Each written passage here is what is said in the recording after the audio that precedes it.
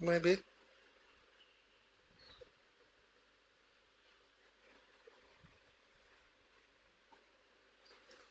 Yes. Okay. Look at the ultrasound. There is absent cranium. I don't know how it is.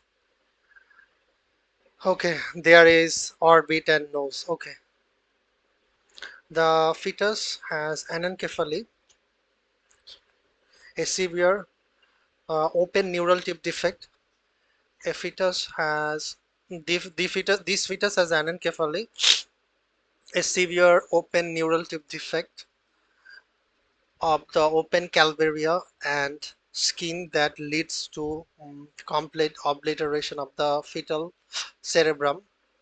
Anencephaly is diagnosed by fetal ultrasonography, which typically reveals an absent cerebrum, a calvarial defect, and an abnormal cerebellum of the brain's abnormal cerebellum or brainstem, and elevated amniotic fluid volume polyhydramnios due to impaired fetal swallowing due to impaired fetal swallowing because of the severe amount of missing brain tissue. Anencephaly is incompatible with life. Other neural tube defect like myelomeniingocele, in which the spinal cord and the meninges are exposed and may be less severe and compatible with life.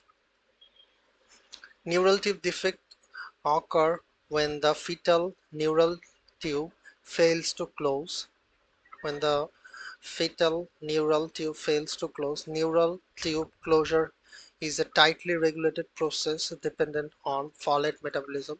Therefore, inadequate maternal folate intake, folate deficiency, is a major risk factor for neural tube defect. Because neural tube closure occurs at 5 to 6 weeks of gestation, when most patients are unaware of their pregnancy, particularly if menses are irregular as in this woman, all patients all patients should begin folic acid supplementation. All patients should begin folic acid supplementation at least 1 month before conception to ensure adequate folate levels. Average risk patients require 0.4 milligram daily. High risk patient prior affected pregnancy or anti-epileptic use require 4 milligram daily. Okay. Yes.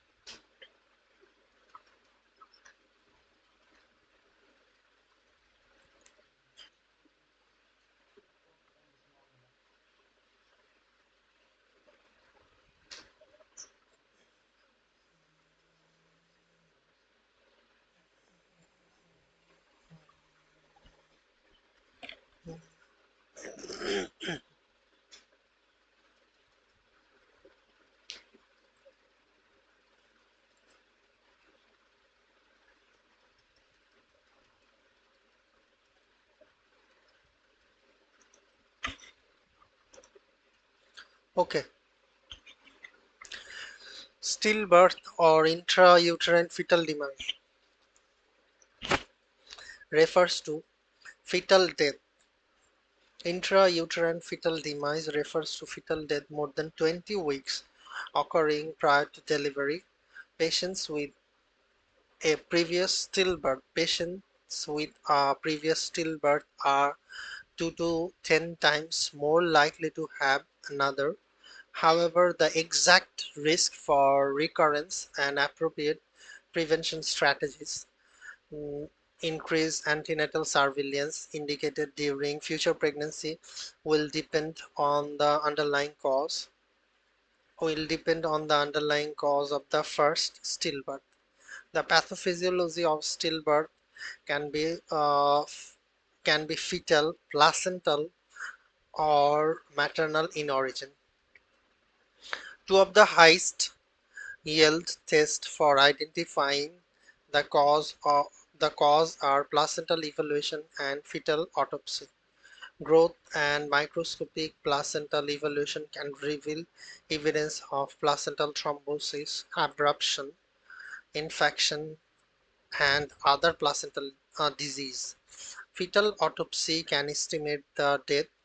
Fetal autopsy can estimate the time of the death, identify amniotic anomalies, and facilitate additional genetic studies.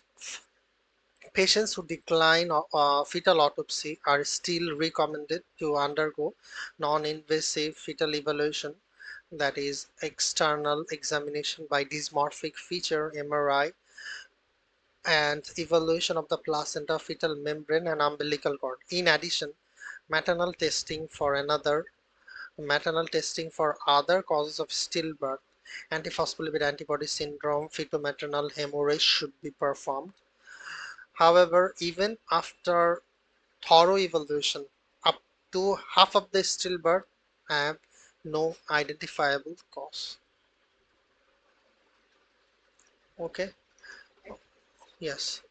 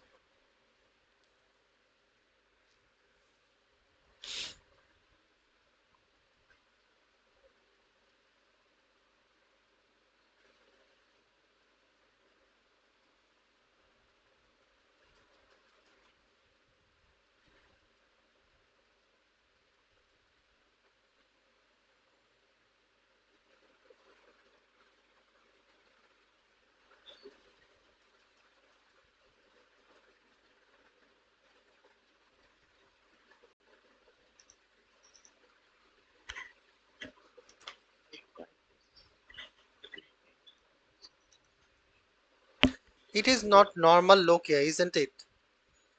Because normal lochia or like normal discharge after delivery cannot be present with large clot. Yes, and she does not have fever, so it is not postpartum endometritis. Itis always comes with fever. Okay, I am following the basic rule. Okay, okay, maybe it is written product POC. Okay, so secondary late postpartum hemorrhage, secondary or a late postpartum hemorrhage, written POC, post product of conception.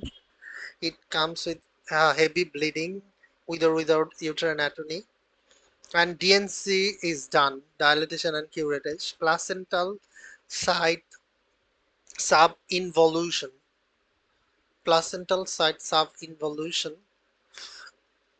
heavy bleeding and uterine atony. In here, the management is uterotonic drugs like oxytocin, methyl argonorphine, and carboprost. And postpartum endometritis. Postpartum endometritis comes with fever, uterine tenderness, and purulent lochia. Fever, uterine tenderness, and purulent lochia. Broad spectrum IV antibiotic clindamycin and gentamicin. This patient with heavy vaginal bleeding, saturating more than 1 pad per hour, saturating more than 1 pad per hour, and passage of large clot more than 24 hours after delivery has a secondary or late postpartum hemorrhage. Risk factor for secondary PPH are similar to immediate onset PPH and include prolonged labor, fetal macrosomia, intraamniotic infection, all of which are seen in this patient. Common causes of retained product of conception. Common causes are retained product of conception, postpartum endometritis, and inadequate placental site involution, subinvolution. In this patient, the most likely cause of secondary PPH is the retained product of the conception from her prior intraamniotic infection and prolonged induction of labor. Patients with intraamniotic infection are at risk of retained product of conception even if infection is adequately treated because the intrauterine inflammation allows for adhere of the placental membranes to the uterine wall. In contrast, a retained placenta which causes immediate PPH with uterine atony, boggy, enlarged uterus, retained product of conception typically cause late PPH with either a boggy firm uterus. Evaluation with pelvic ultrasound and treatment is typically DNC. Okay,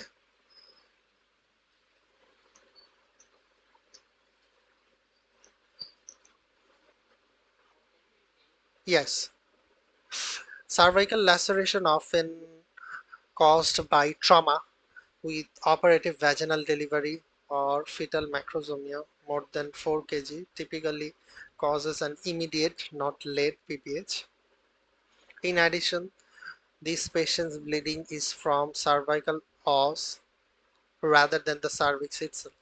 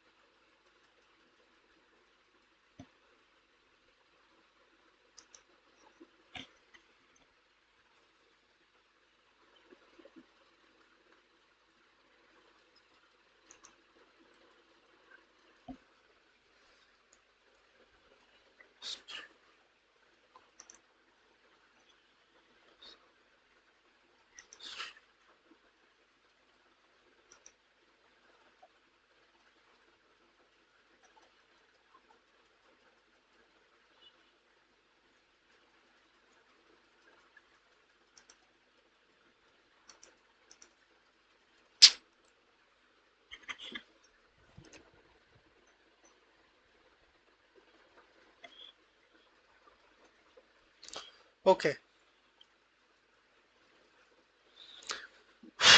Okay, so teratogenic effect of AC inhibition and ARB. Angiotensinogen is converted into angiotensin 1 and 1 is converted into 2 by angiotensin converting enzyme and 2 is converted. Angiotensin 2 causes normal fetal renal development, GFR and urine production. If AC inhibitor or ARB is used, so there is fetal renal hypoplasia and dysplasia. Fetal renal hypoplasia or dysplasia decrease fetal urine production and fetal compression. This patient prenatal ultrasound bilateral small underdeveloped kidney, bilateral small underdeveloped kidney with minimal urine, a bilateral small underdeveloped kidney with small with fetal renal hypoplasia.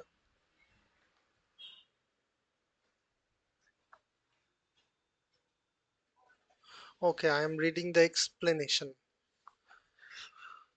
Okay, these patients prenatal ultrasound. mm, so this patient's prenatal ultrasound shows bilateral small underdeveloped fetal kidneys, consistent with fetal renal hypoplasia. These fetal findings, in addition to patient's history to chronic hypertension, chronic hypertension managed with multiple medication, are likely due to maternal use of AC inhibitor or ARB, which are teratogens.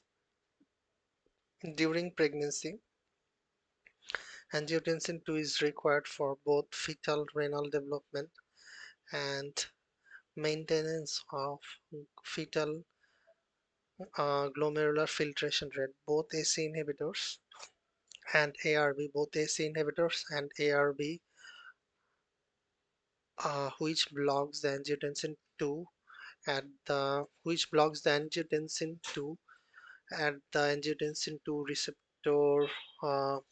Angiotensin 2 receptor type 1 decreases angiotensin 2 activity, results in defects in fetal renal development, renal hypoplasia, dysgenesis. Hypoplastic kidney are unable to produce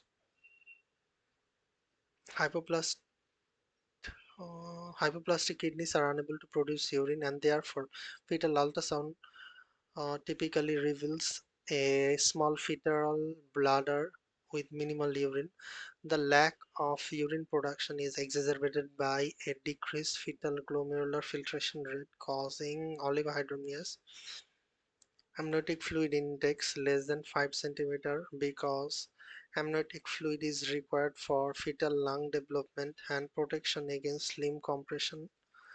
Fetus with severe oligohydramnias are at risk of pulmonary hypoplasia and facial or limb defect Potter sequence. Because of these risks, women are women of childbearing age should be started on AC inhibitor or ARB. Women of childbearing age should not be started on ACE inhibitor or ARB if other options are available. Those taking on ACE inhibitor or ARB should stop these medication prior to pregnancy. Okay, okay, and the posterior urethral valves. Oh, and look at this option, posterior urethral valves. Membranes obstructing the urethra can cause oligohydramnios due to decreased fetal urine output. However, backup of urine typically causes distended fetal bladder and bilateral hydronephrosis. But in here there is bilateral small underdeveloped kidney. There is no hydronephrosis. Okay. Next.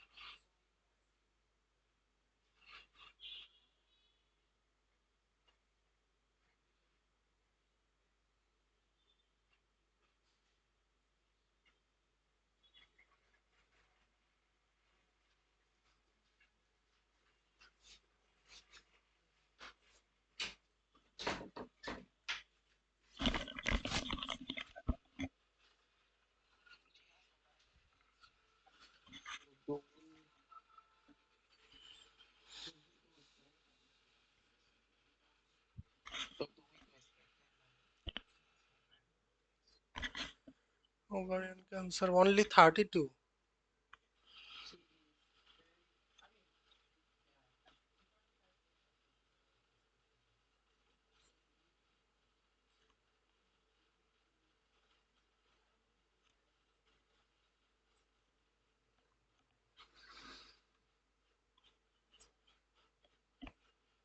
We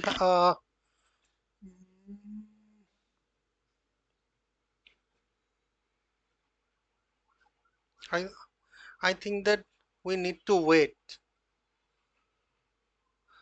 because expiratory laparotomy and oophorectomy, if we do the oophorectomy, he is unable to become pregnant. Okay, sorry.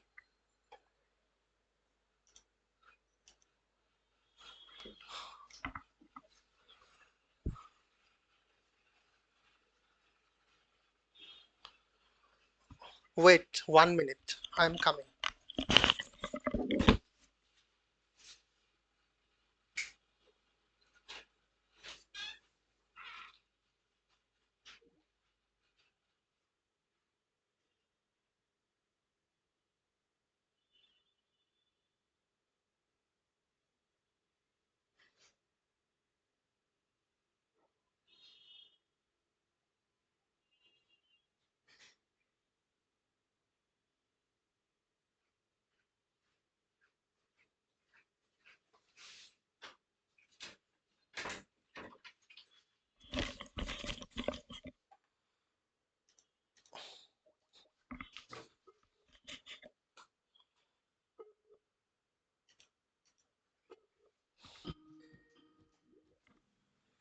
Hello? Yes, can you hear me now? Okay.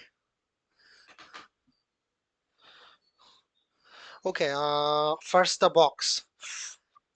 Causes of hyperandrogenism in pregnancy. Causes of hyperandrogenism in pregnancy. It may be placental It may be placental aromatase deficiency, maybe luteoma, maybe theca lutein cyst, maybe Sertoli Leydig cell tumor. Placental aromatase deficiency, there may be no ovarian mass, high placental, no ovarian mass, high maternal and fetal virilization risk, and resolution of maternal symptoms after delivery. And luteoma is solid unilateral or bilateral ovarian mass, moderate maternal virilization risk, high fetal virilization risk. There may be spontaneous regression of the mass after delivery. And theca lutein cyst, there is bilateral cystic ovarian mass, moderate maternal virilization risk, low fetal virilization risk, and spontaneous regression of masses after delivery. And Sertoli Leydig cell tumor, solid unilateral ovarian mass, high maternal and fetal virilization risk, surgery required second trimester. So this patient has new hyperandrogenism during pregnancy, gestational hyperandrogenism based on the acne and the pattern, male pattern terminal hair. Gestational hyperandrogenism arises from either maternal ovarian masses or fetal that means placental aromatase deficiency are sources that result in maternal and possible fetal virilization. These patients hyperandrogenism is due to benign ovarian tumors which typically present as bilateral ovarian mass on ultrasound. The most common benign ovarian tumors resulting in gestational hyperandrogenism and luteoma of pregnancy and theca lutein cyst. So the most primary ovarian gestational hyperandrogenism is luteoma and theca lutein cyst. Okay, luteoma of the pregnancy, as seen in this patient, offer as solid bilateral ovarian mass on ultrasound. Elevated beta HCG stimulate luteoma composed of large lutein cysts to release hyper androgens which may cause maternal virilization, and some patients are asymptomatic. Women who develop virilization symptoms are at risk of delivering female fetus with virilization. Okay, theca lutein cysts are cystic and bilateral ovarian mass can occur from ovarian hyperstimulation secondary to markedly elevated beta HCG, hydatidiform mole, and multiple gestation. Theca lutein cyst may cause maternal virilization. However, there is low risk of female fetal virilization. Management of bilateral benign ovarian masses is observation and expectant management, as the masses symptoms resolve spontaneously after the delivery due to falling of the beta HCG. Okay, you want me to read the other options too? Okay, polycystic ovarian syndrome can cause hyperandrogenism, anovulation, oligomenorrhea, and infertility in non-pregnant women. Clomiphene is the first line infertility management in these patients but is not used during pregnancy. However, this diagnosis is unlikely in this patient of the hirsutism, and acne would likely predate the pregnancy, and polycystic ovaries would likely be seen on ultrasound. And B and C surgery with either ovarian biopsy or oophorectomy may be indicated if a malignant ovarian tumor is suspected. Certainly Leydig cell tumor testosterone, which can result in virilization in contrast to the masses in these patients. These tumors often unilateral, solid, and complex masses on ultrasound.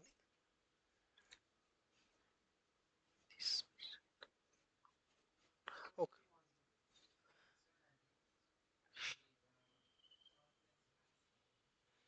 And always unilateral. Yes, if it is bilateral, even if looks like solid masses on the ovary, as it is bilateral, so maybe it's a benign ovarian tumor, maybe a luteoma or theca lutein cyst.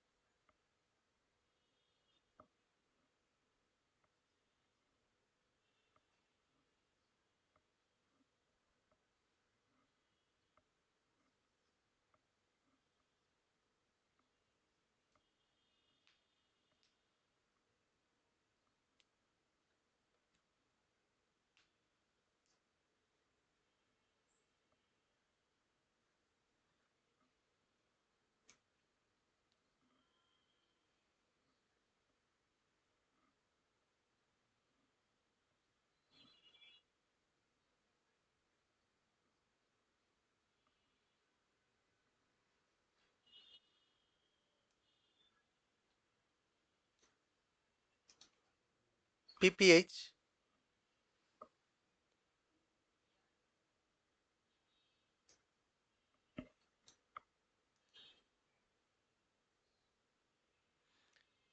he he is asthmatic.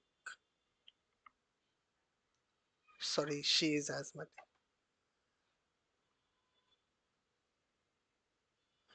Tr Tranexamic acid, yes.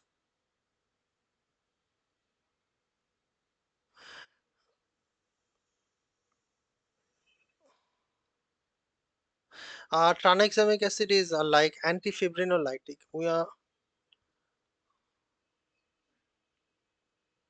It can use it can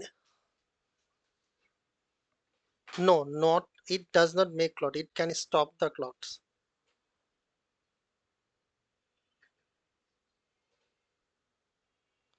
Yes, carboprost is one of the thing. It is given.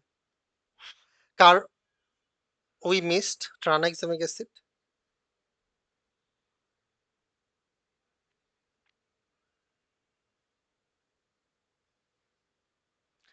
Tranexamic acid is antifibrinolytic.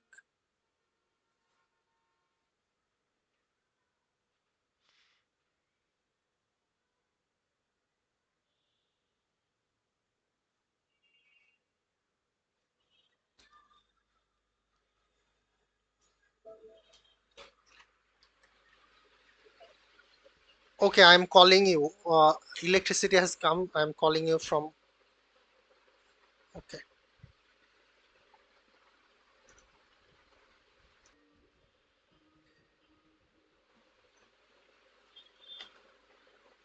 Yes.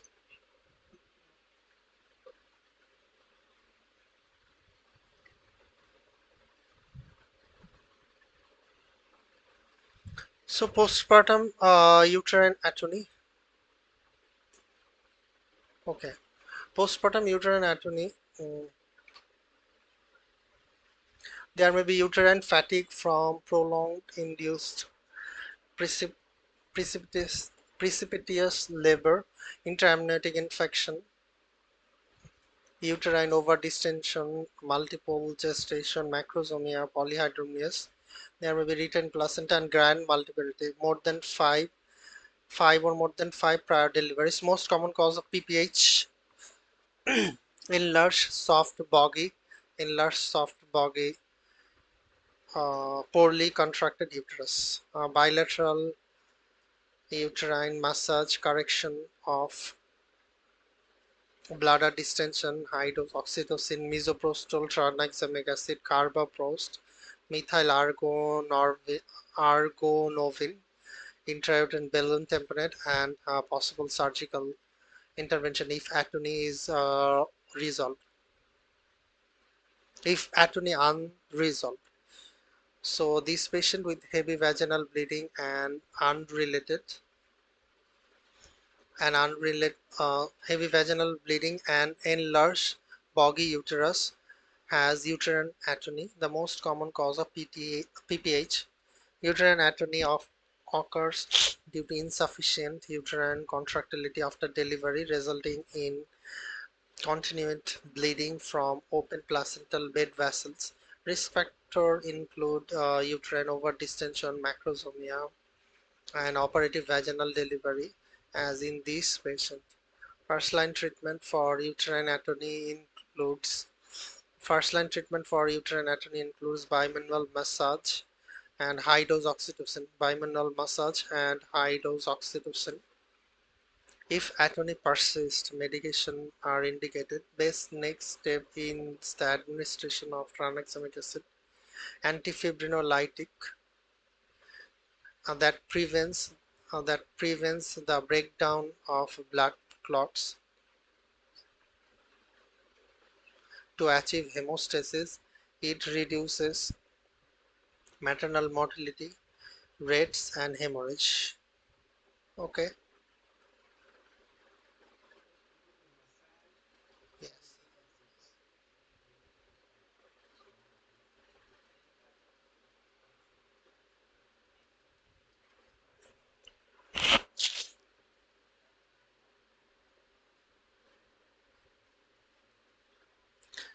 But in here, carboprost, misoprostol, there are some specific indication like asthma, yes. But we cannot give like argometrin, methyl argometrin, yes, maybe. There are some contraindication. There is another box. I don't remember now, but according to that, there are some specific indication for specific management. Balloon tamponade. Such.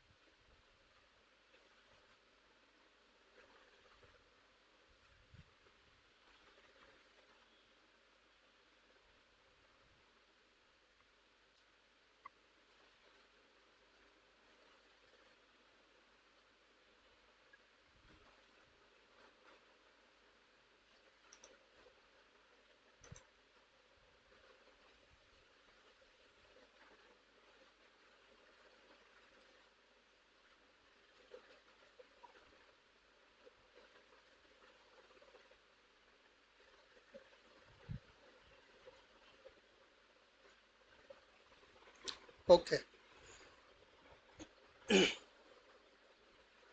Placental accreta. Moderately adherent placental attachment to the myometrium. Risk factor is placenta previa and prior uterine surgery. Placenta previa and prior uterine surgery. So she has 3 elective pregnancy termination.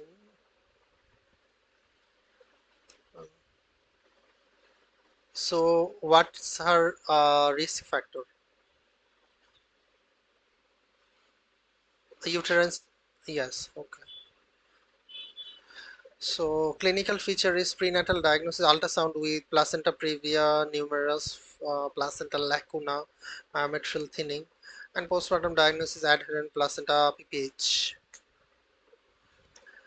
Management is caesarean hysterectomy with placenta inside. Caesarean hysterectomy with placenta inside.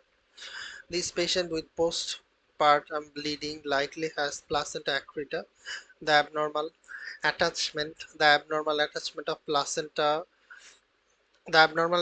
of placental villi to the uterine myometrium rather than the decidua basalis.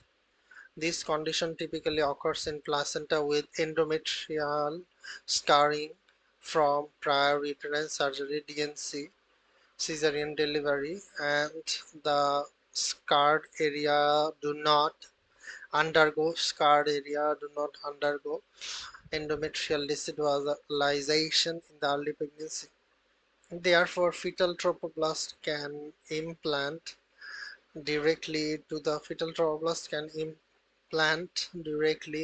onto the myometrium rather than the endometrium form a morbidly adherent placenta. Placenta accreta is usually diagnosed on routine second trimester ultrasonography. However, in most cases, limited prenatal care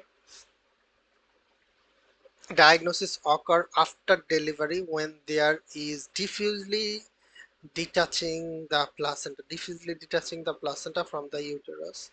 Excessive traction on excessive traction on abdominal on the umbilical cord typically leads to cord avulsion. Attempts to remove the placenta, manual extraction and sharp uterine curettage are unsuccessful and can cause profuse vaginal bleeding due to disruption of highly vascular adhesion because the uterus and the placenta. An emergency hysterectomy is usually required to minimize the further maternal blood loss and achieve hemostasis. So we need to remove the uterus. Emergency hysterectomy should be done. Okay. Yes.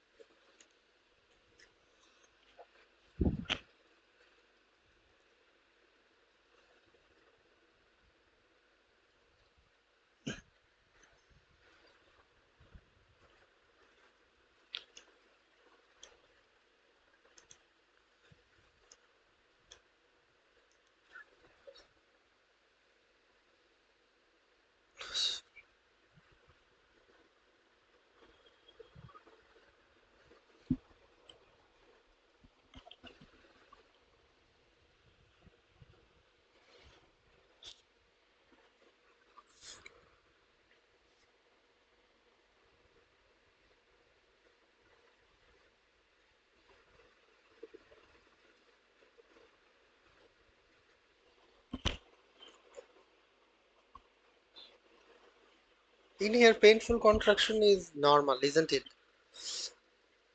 But sorry, maybe she is.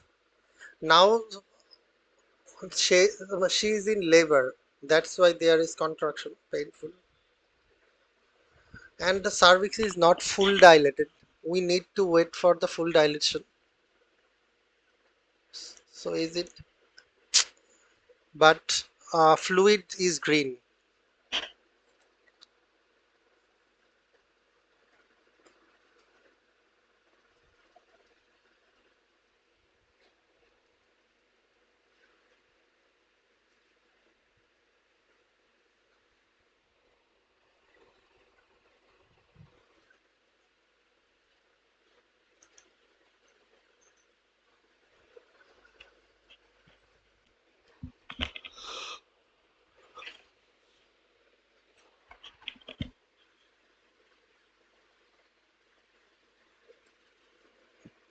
I was wrong too.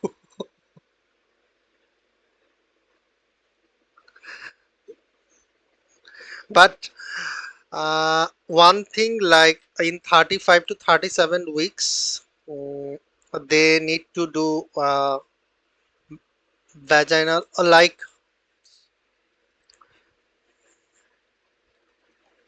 36 to 38 weeks, sorry. Yes, that's the clue we missed. Shows she hasn't received prenatal care. That's why.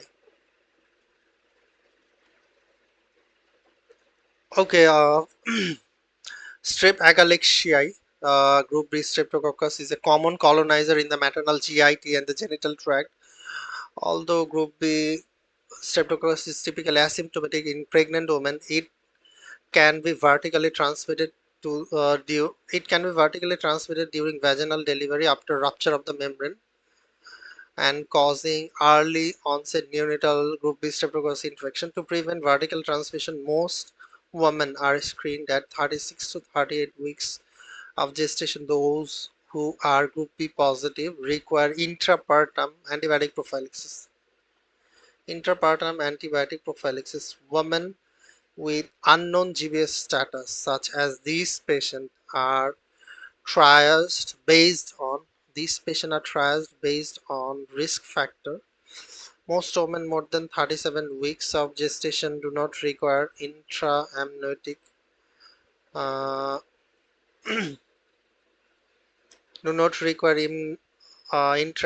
penicillin, as they are at low risk for vertical transmission.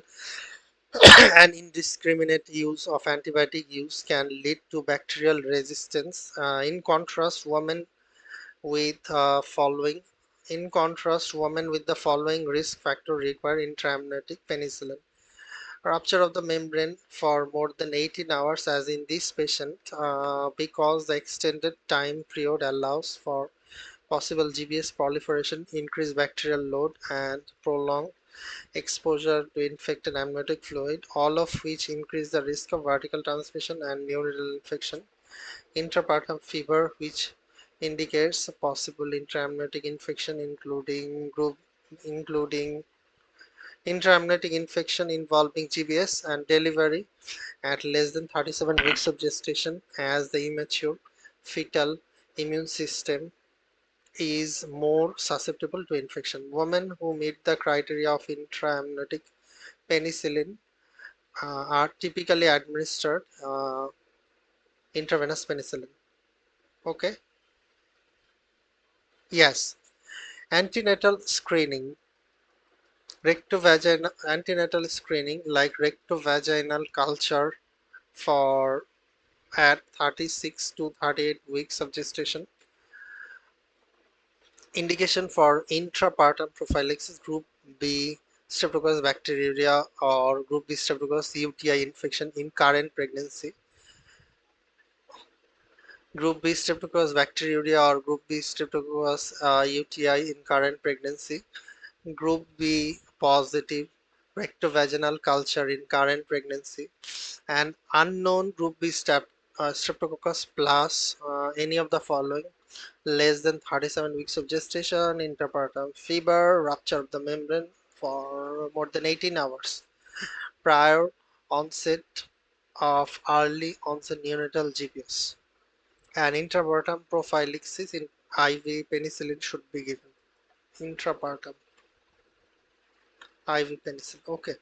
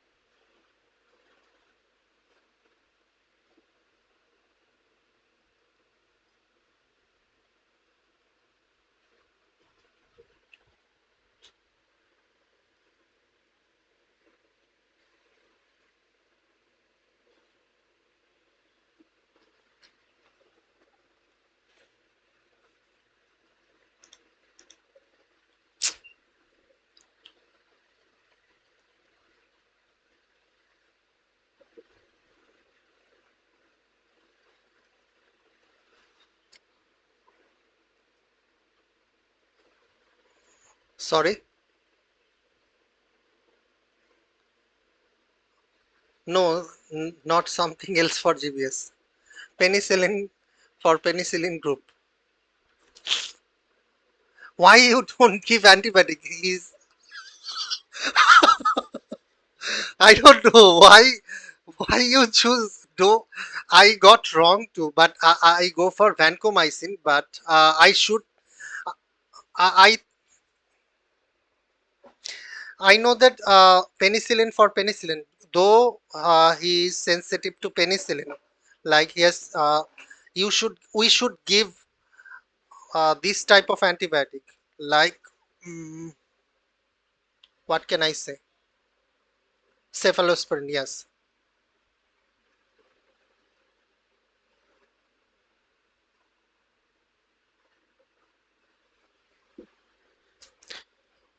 Okay. Antenatal screening for group B streptococcus is generally performed at 36 to 38 weeks of gestation. Patient with positive culture require interpartum antibiotic prophylaxis to prevent early onset neonatal GBS infection. Interpartum penicillin and ampicillin are the first line because they reach high bactericidal concentration in the amniotic fluid rapidly within 3 to 4 hours and have no fetal toxicity and have a narrow spectrum coverage, thereby minimizing bacterial resistance. In this patient with a penicillin allergy, intraamniotic penicillin is chosen based on risk of anaphylaxis. The patient's prior non-pruritic maculopapular rash is considered as low risk for anaphylaxis, but the same rash may recur if she is administered penicillin. Therefore, cefazolin, first line cephalosporin, is the most appropriate pharmacotherapy. First line cefazolin is the most appropriate pharmacotherapy for this patient. Cephalosporin has cephalosporin have a lower risk of cross reactivity but achieve the same high bactericidal concentration in the amniotic fluid without fetal toxicity. Okay, other, yes, I am reading the other option like B and E.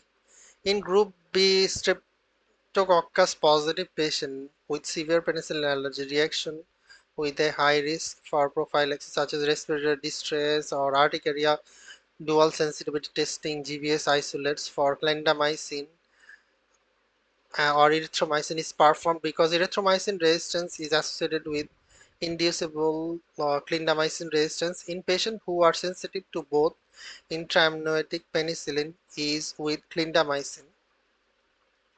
In patients who are resistant to clindamycin or erythromycin or for whom sensitive sensitivities are unavailable,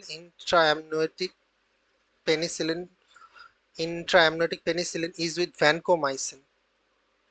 However, because vancomycin does not reach the bactericidal concentration in the amniotic fluid, patients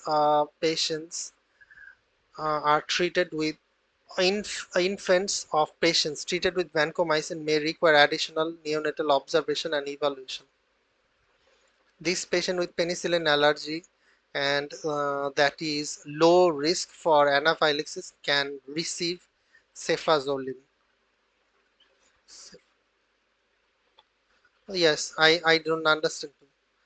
So we are unable to give as he is allergic to penicillin, like he is allergic to penicillin, so we should not give Clinda too.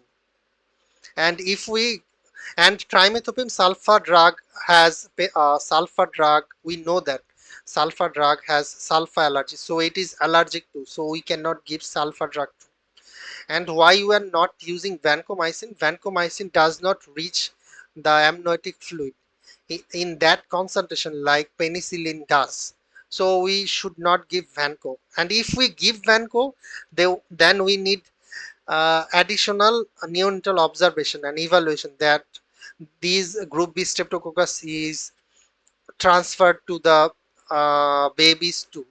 We need to observe that too, because we know that group B streptococcus gel, group B streptococcus E. coli and listeria, the most common cause of neonatal meningitis.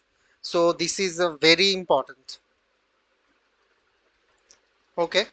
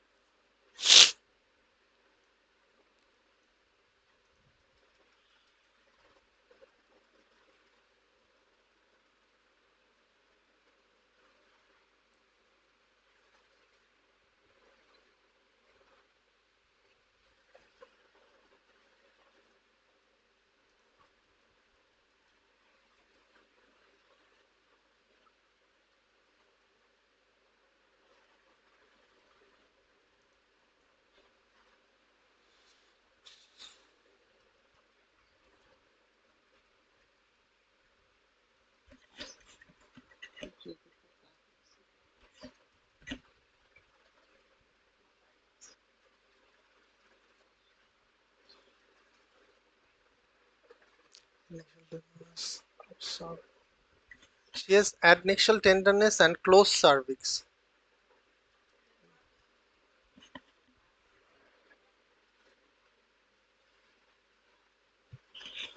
Is it ectopic? Oh, oh. Sorry.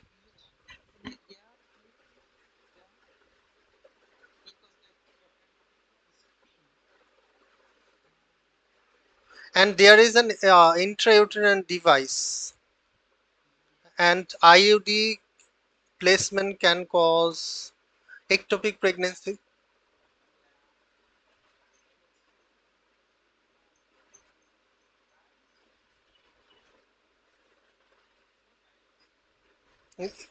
Yes.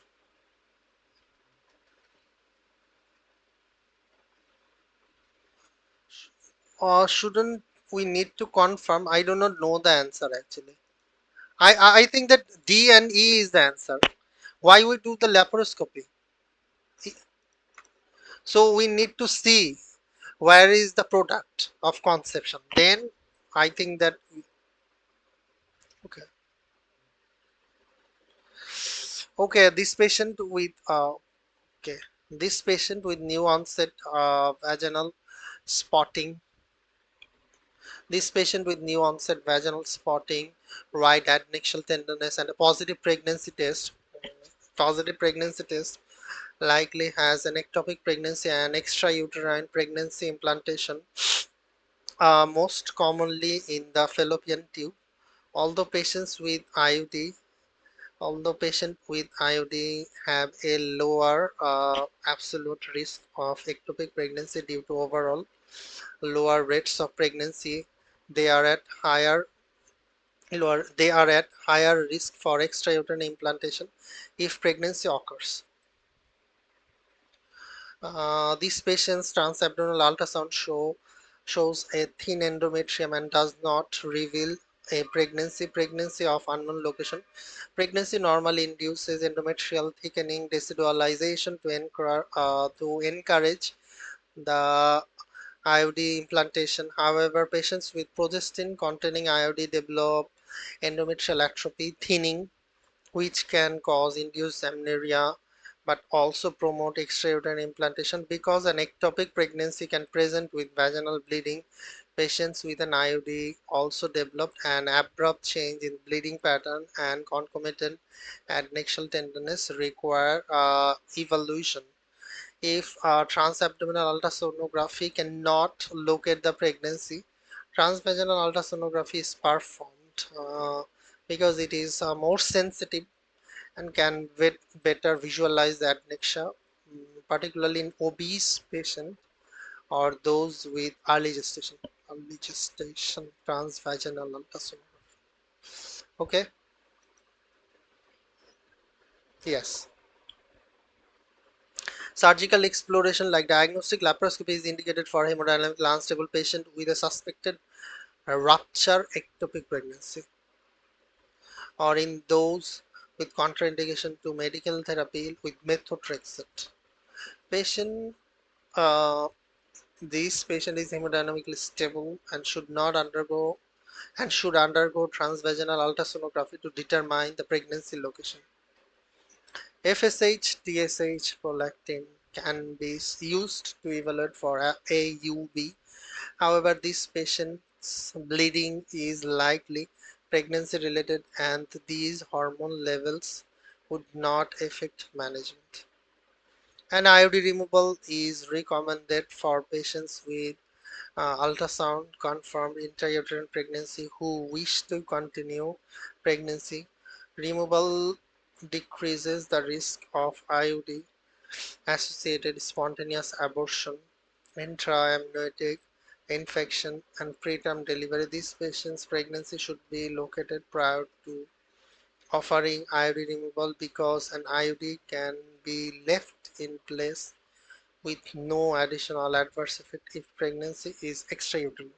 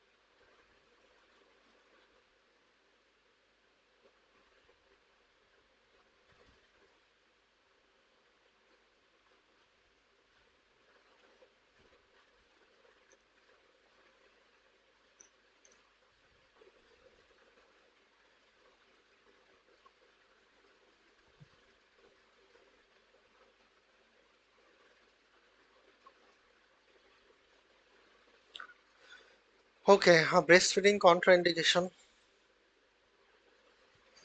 Maternal is active untreated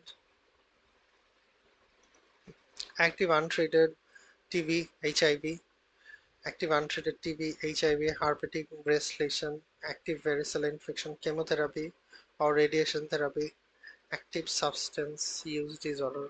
In infant galactosemia, breast milk is recommended. Breast milk is recommended as the exclusive source of nutrition for infants aged less than 6 months due to infant and maternal health benefits compared with formula feeding. Infants benefit improved nutrition, GI function, host defense, and psychological well-being. Maternal benefits include accelerated recovery from pregnancy, weight loss, prolonged postpartum anovulation, and decreased risk of breast and ovarian cancer. Despite its advantage, pregnancy is contraindicated. Despite its advantage, breastfeeding is contraindicated in certain maternal and infant conditions. Maternal conditions to breastfeeding include active untreated TB, varicella, herpetic breast lesion, current chemotherapy, and active substance use. Cocaine, phencyclidine. Cocaine passes into breast milk and may cause infant intoxication and withdrawal symptoms, irritability, tremor. In addition, cocaine may cause long-term neurobehavioral problems, hyperactivity, and cognitive delay. Galactosemia caused by impaired infant galactose metabolism is the only absolute contraindication to breastfeeding that is neonatal in origin. Infant with other inborn errors of metabolism may breastfeed intermittently because require close monitoring with metabolic levels. Okay, yes. Gentamicin is poorly distributed into the breast milk and is safe during lactation. Clindamycin is excreted into the breast milk but is not associated with adverse nutritional effect. But it is not contraindicated. Okay.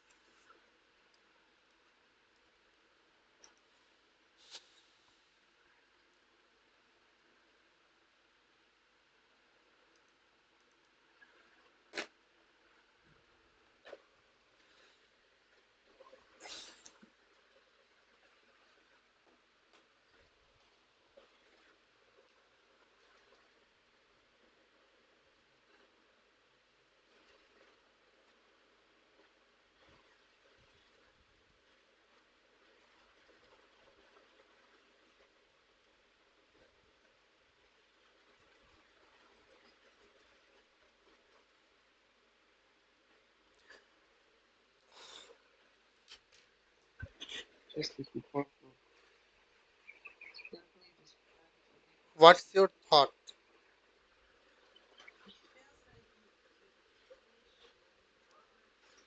It in the STEM it completes the diagnosis of depression like more than 2 weeks. You have told like yes. So yes, she does not want to. Yes, yes. She has no energy. She cannot sleep and poorly, a poor appetite.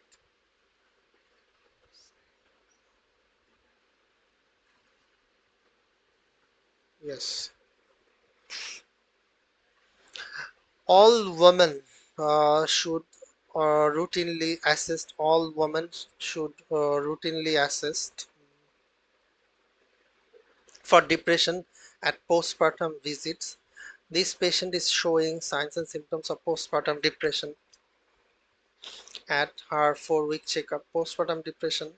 Should be uh, postpartum depression should be distinguished from postpartum blue, a self-limited condition milder forms that resolves within 2 weeks of postpartum. When depressive symptoms persist beyond 2 weeks, and can cause functional impairment, treatment is indicated. Option is psychotherapy, pharmacotherapy, or both. Among antidepressant, SSRI are commonly used as the first-line therapy in treatment-naive patients, as they have demonstrated efficacy and tolerability in the postpartum depression. In breastfeeding patients, sertraline is preferred as levels in infants are usually undetectable. So in breastfeeding infant, we can give sertraline. It is important. Okay. Yes.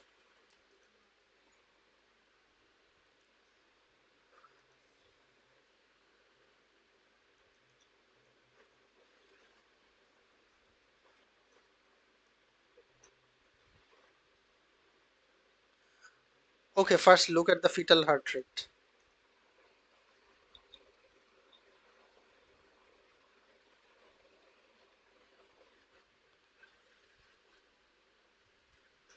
110 10 to 160. So it is 180. Yes. Yes. Look below. There is 30 gap. 90 to 120, 120 to 150. So 30 difference in each reading.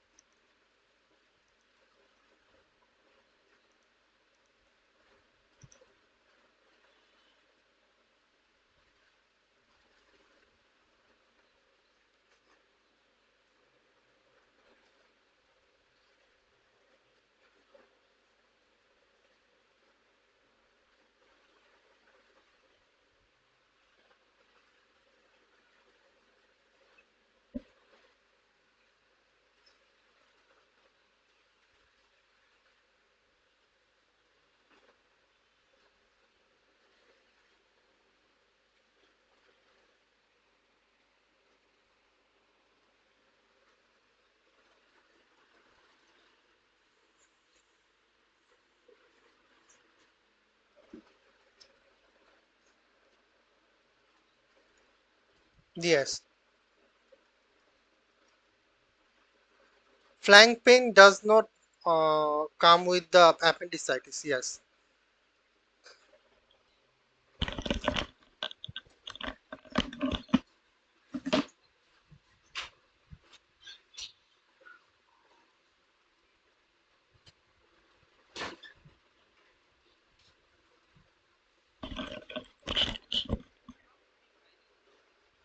Sorry. Yes, it can. Yes,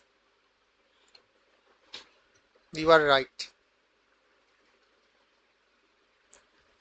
So if we just remove the pregnancy, then we can then we can easily diagnose this, like fever, flank pain.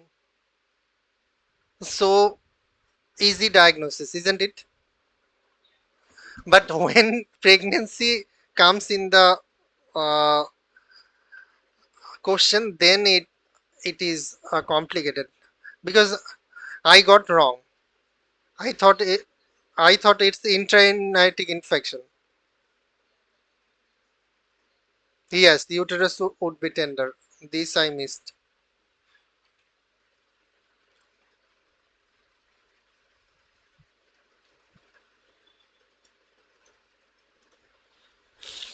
So pregnant women are increased risk of acute pyelonephritis due to increased urinary stasis, mild immunocompression, and progesterone related ureteral dilatation.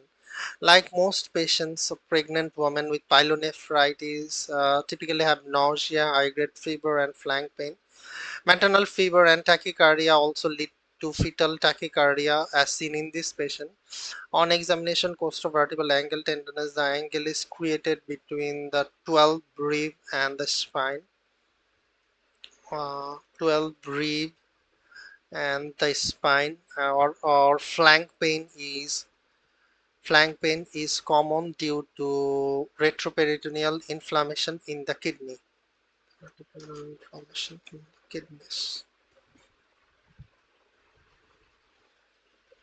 Retroperitoneal inflammation can extend to the abdominopelvic cavity. This can cause obstetric symptoms such as uterine irritability, non-painful contraction, as seen in this patient, that can progress to preterm labor. Painful contraction with cervical dilatation and severe pyelonephritis can cause maternal sepsis and acute respiratory distress syndrome and fetal compromise, premature birth, low birth weight.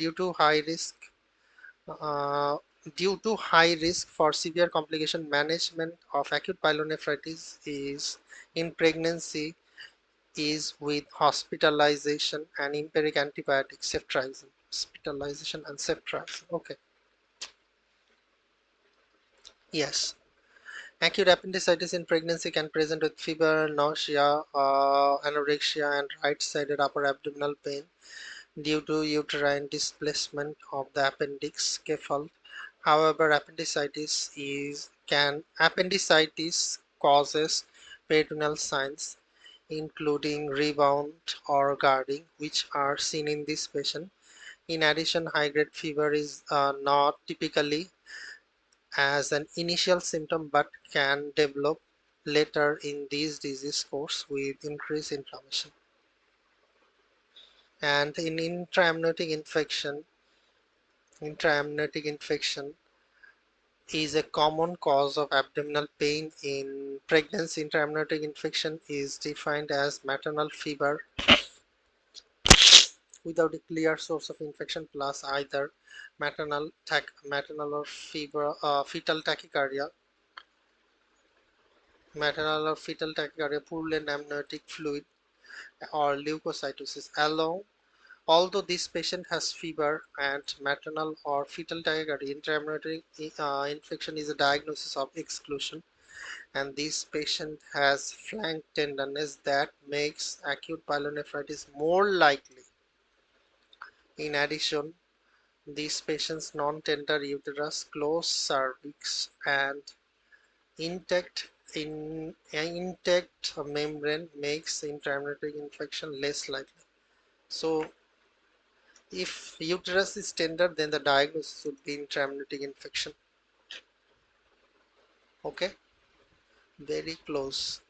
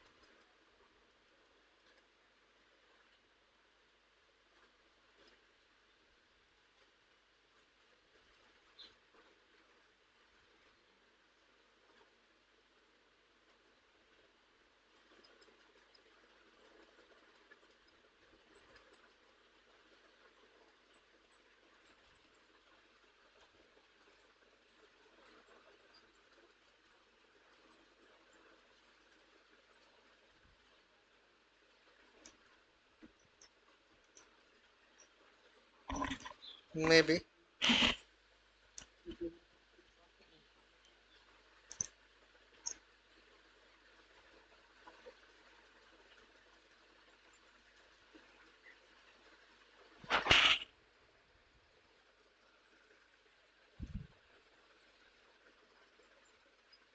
How you have diagnosed molar pregnancy? Like 12 weeks, sorry, heterogeneous mass. Okay.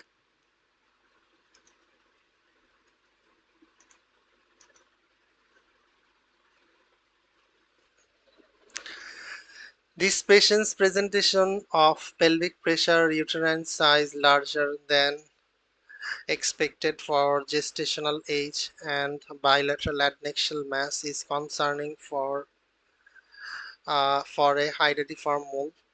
Ultrasound findings of a hydatiform mole include a enlarged uterus filled with heterogeneous mass of cystic structure, often referred as Swiss cheese or snowstorm pattern. Ovarian theca lutein cyst, as seen in this patient, are common with hydatiform mole or and develop due to an ovarian hyperstimulation from markedly elevated beta HCG. Risk factor for hydatiform mole include infertility and extremes of maternal age, less than 15, more than 35, gestational trophoblastic neoplasia can arise from hydatiform mole and uterine evacuation via suction curettage is indicated to remove all the pre-malignant tissue. Hysterectomy is an alternate management option for patients who have complicated childbearing after uterine evacuation or hysterectomy. Patients are followed with serial beta HCG level. Decreasing beta HCG level indicate resolution of the hydatiform mole. Plateauing or increasing the plateauing or increasing levels indicate the development of GTN. Yes, laparoscopy is indicated for large or as symptomatic ovarian cyst. This patient has no symptom and the theca lutein cyst will resolve after treatment of the hydatiform mole when the beta HCG level decreases. When the beta HCG level decreases. Okay.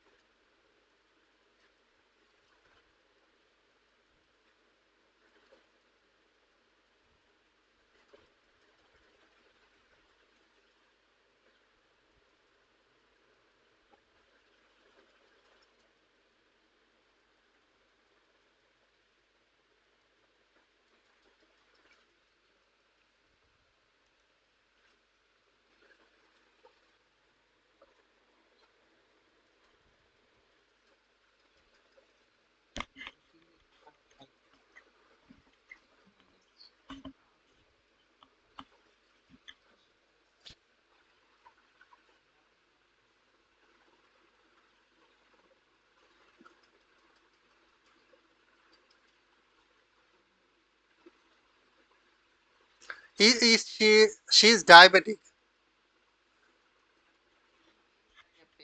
Yes, the pregnancy was complicated by gestational diabetes mellitus.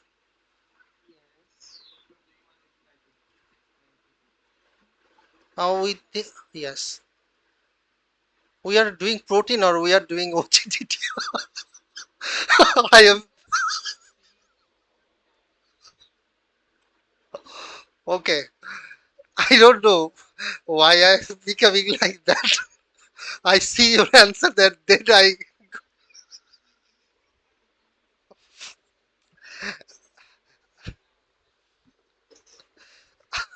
but I am almost choosing the wrong answer. That is one problem. When I pick the, suppose I diagnose right, and I become so excited, I pick the wrong answer. Okay, so plenty of problem. And another problem is time management. These two I am unable to. Okay. Uh,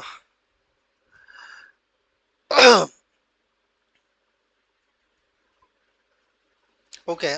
Gestational diabetes mellitus pathophysiology: human placental lactogen secretion, 24 to 28 weeks of gestation, 1 hour 50-gram GCT, and 3 hour 100-gram GCT.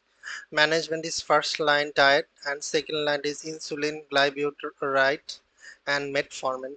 Target blood glucose is fasting less than 95, or 1 hour is postprandial less than 140 milligram per dl, and 2 hour is less than 120 milligram per dl. Postpartum management: fasting 24 to 72 hour, and 2 hour 75 gram GTT at 6 to 12 week visit. This patient has gestational diabetes mellitus, a common disorder due to placenta-mediated increases in peripheral insulin resistance. Patients are universally screened for GDM at 24 to 28 weeks of gestation, and management varies from diet or exercise to insulin therapy, depending on the ability to achieve target blood glucose level after delivery of the placenta. Maternal insulin resistance decreases blood glucose level typically return to normal. However, all patients diagnosed with GDM are at increased risk for developing type 2 diabetes mellitus due to a proven predisposition toward insulin resistance. In addition, some patients diagnosed with GDM have uh, have had undiagnosed pre-existing type 2 diabetes mellitus before becoming pregnant. For these for mm, for this reason, all patients with GDM require postpartum screening with 2 hour 75-gram OGTT test performed 6 to 12 weeks after delivery. If screening is negative, screening should occur at 3-year interval. Screening should occur at 3-year interval. Okay. After 12 weeks after delivery, then if it is negative, then should occur at 3-year interval. I don't know that. Okay. Okay.